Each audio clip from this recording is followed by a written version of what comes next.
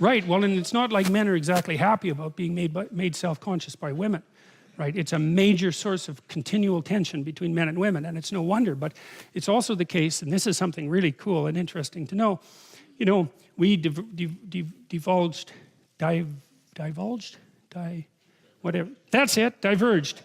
we diverged from the common ancestor between us and chimpanzees about 6 million years ago. Here's why, at least in part. Chimpanzee females are non-discriminate maters. They'll mate with any male. When they go into heat, which human females don't, when they go into heat, then any male is allowed access. Now the dominant males chase the subordinate males away, and so the dominant males are more likely to leave offspring, but it's not because of the female choice. It's not the case with human beings. Human females engage in hypergamy, and hypergamy is and this is also true cross-culturally, and it's also quite it's just as extensive in Scandinavia. Not quite, there's a bit of attenuation, but not much. Women mate across and up dominance hierarchies. Men mate across and down. Okay, and that has to be the case, because obviously it has to work that way. If one goes up, the other has to go down. The socioeconomic status of a woman is determines almost zero of her attractiveness towards a man.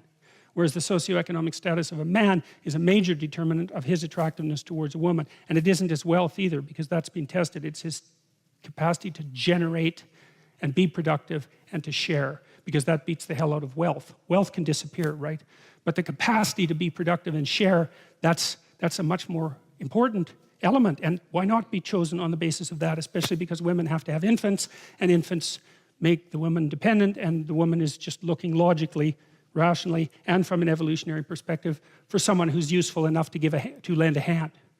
So women make intense demands on men, and it's no wonder. But the thing is that because women engaged in hypergamy, at least in part, we diverged quite rapidly from chimpanzees, because the selection pressure that women placed on men developed the entire species. Now there's two things that happened as far as I could tell. The men competed for competence, let's say. So the male hierarchy is a mechanism that pushes the best men to the top, virtually by definition, and then that's the effect of that is multiplied by the fact that women who are hypergamous peel from the top, and so that the males who are the most competent are much more likely to leave offspring, and that seemed to be what drove our cortical expansion, for example, which happened very, very rapidly over the course of evolutionary time. So, and when the woman saw that the tree was good for food, and that it was pleasant to the eyes, and a tree to be desired, to make one wise, she took of the fruit thereof and did eat, and gave also unto her husband with her, and he did eat. Oh yes, and women share food. That's a very strange thing, because most creatures don't do that, right? Most animals don't share food. Like if you're a wolf and you bring down something in a hunt, you eat your fill. The dominant creatures eat their fill, and then if there's some left over, the subordinates get to eat too. But that isn't how human beings work. We share food. Now you can imagine how that evolved, because lots of female creatures share food with their offspring. Okay, you don't need much of a twist in that from an evolutionary perspective till you start to share food not only with your offspring, say, but with your mate. And that's another way that you entice a mate. It's like, we're going to be better together than alone. Well, that's the offering of the fruit. Well, what's the self-conscious part? Well, here's part of the bargain, you know. I'm going to wake you up.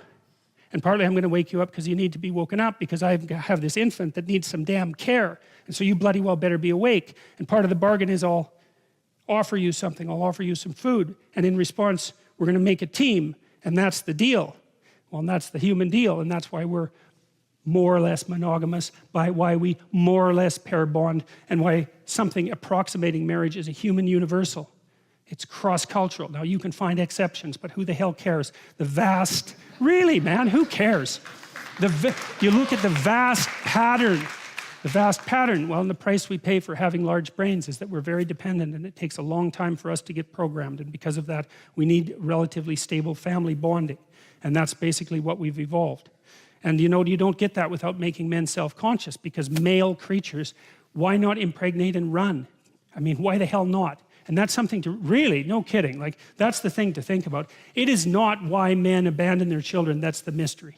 It's why any men ever stick with them. That's the mystery. Because you just have to look at the animal kingdom. And like the simplest and easiest thing is always the most likely thing to occur. So it's the exception, the long-term commitment that needs explanation.